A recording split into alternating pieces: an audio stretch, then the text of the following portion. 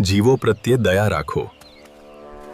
તેઓ પણ આપણી જેમ પીડા અનુભવે છે.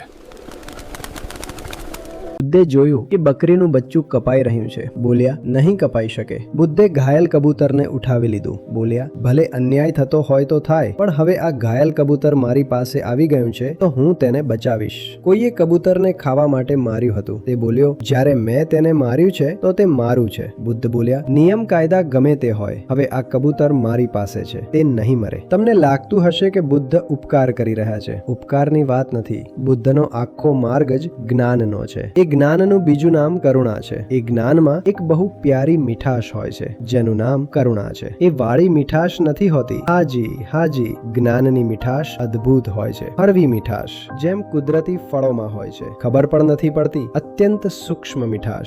જે પારખું હોય છે તે જ કહી શકે છે કે અહીં કંઈક બહુ પ્યારું છે. એ સ્વાભાવિક મીઠાશને જ કરુણા કહે છે.